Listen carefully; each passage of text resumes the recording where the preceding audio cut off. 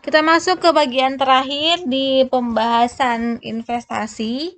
Itu jika kau tadi sudah membahas lebih banyak tentang perlakuan akuntansi di instrumen ekuitas dan instrumen hutang, itu kita harus memperkirakan ternyata investasi yang kita simpan itu kan jangka waktunya cukup lama, sehingga di kemudian hari itu tidak menutup kemungkinan orang yang berhutang atau perusahaan yang kita investasikan harta kita di perusahaan tersebut itu mengalami kesulitan-kesulitan, sehingga tidak menutup kemungkinan manfaat yang kita harapkan dari harta yang kita simpan tersebut itu bukan menjadi penambahan manfaat bagi kita, malah menjadi beban bahkan kerugian bagi kita. Kenapa hal tersebut bisa terjadi? Karena di sini kan jangka waktu investasinya panjang, sehingga banyak resiko yang di luar dugaan, sehingga kita selaku investor atau ya perusahaan yang investasi di perusahaan orang lain perlu memperhitungkan penurunan nilai dari investasi yang kita miliki tersebut. Nah, kenapa kita harus bagaimana kita bisa memperkirakan si investasi yang kita simpan itu mengalami penurunan atau tidak? Pada dasarnya setiap akhir periode pelaporan entitas melakukan evaluasi nih, apakah terdapat bukti objektif bahwa investasi yang kita simpan dalam bentuk ekuitas ataupun dalam bentuk hutang itu mengalami penurunan nilai atau tidak. Kalau sepertinya ada indikasi bahwa perusahaan yang kita simpan atau kita tanamkan investasinya itu mengalami masalah keuangan, otomatis kita harus melakukan penurunan nilai dari jumlah investasi yang kita akui di awal. Nah, ada apa saja sih indikasi yang bisa menimbulkan atau yang bisa menunjukkan bahwa perusahaan tersebut mengalami kesulitan sehingga kita harus melakukan penurunan nilai? Nah, di sini ada beberapa bukti objektif bahwa aset keuangan tersebut itu akan mengalami penurunan nilai. Yang pertama, perusahaan yang kita investasikan atau perusahaan yang memiliki hutang ke kita dan yang mempunyai kewajiban untuk membayar dividen ke kita itu mengalami kesulitan keuangan, otomatis itu menjadi ancaman bagi kita. Apakah saham yang kita simpan di perusahaan tersebut akan terus memberikan dividen atau tidak? Lalu apakah perusahaan yang memiliki hutang ke kita itu akan tetap melunasi atau membayar si bunga bagi kita atau tidak? Itu kan harus jadi indikasi ya. Jadi kalau seperti ada indikasi si perusahaan tersebut mengalami kesulitan, kita harus melakukan penurunan nilai atas investasi tersebut. Lalu yang kedua, pelanggaran kontrak seperti tunggakan pokok dan bunga. Contohnya tadi PTA memberikan obligasi kepada PTB. Berarti di sini PTB memegang si obligasi dan si PTB berhak atas penerimaan bunga. Tapi di tahun kedua contohnya si PTA sudah mulai ada masalah nih, pembayaran bunganya sudah sudah menunggak, tidak tepat waktu dan seterusnya. Itu menjadi indikasi bahwa PTA sedang mengalami kesulitan. Dan kita sebagai antisipasi harus melakukan penurunan nilai.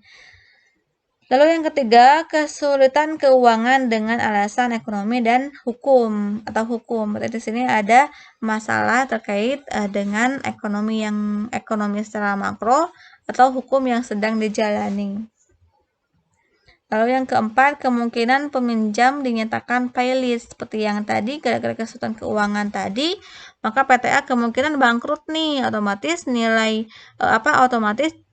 obligasi yang harus kita terima senilai pokoknya dan ditambah bunga itu tidak akan terrealisasi atau bisa terrealisasi penuh atau sebagian tergantung kondisi pada saat perusahaan tersebut paylit. Yang kelima, hilangnya pasar aktif akibat kesulitan keuangan, sehingga kita mengindikasikan kalau seperti kita punya saham nih di PTA, tapi pas dilihat seperti sekarang ya, untuk pergerakan saham itu lagi di bawah, lagi di zona merah, sehingga pasar aktif atau minat masyarakat untuk membeli saham itu sedikit menurun, sehingga kemungkinan nilai saham yang kita beli dulu itu kemungkinan lebih rendah dibandingkan nilai saham sekarang. Maka itu menjadi salah satu indikasi bahwa investasi kita dalam bentuk saham itu kita harus dilakukanlah penurunan nilai. Nah, yang terakhir adanya data yang mengindikasikan adanya penurunan nilai berdasarkan estimasi arus masa depan. Ini estimasi kita bahwa si perusahaan tersebut arus kasnya nggak akan bagus nih. Itu menjadi salah satu indikasi untuk kita melakukan penurunan nilai. Nah, contohnya seperti apa? Di sini ada penurunan nilai berdasarkan biaya perolehan dan amortisasi.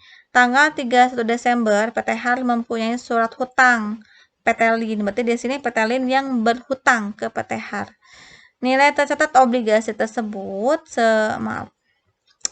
nilai tercatat surat hutang tersebut senilai 500 juta. Masa jatuh temponya 4 tahun, bunga dari surat hutang tersebut 10% dan dibayar setiap setahun sekali, yaitu tanggal 31 Desember. Investasi diklasifikasikan ke dalam dimiliki hingga jatuh tempo, dan bunga dibayar tanggal 31 Desember sudah dilaksanakan oleh PT LIN.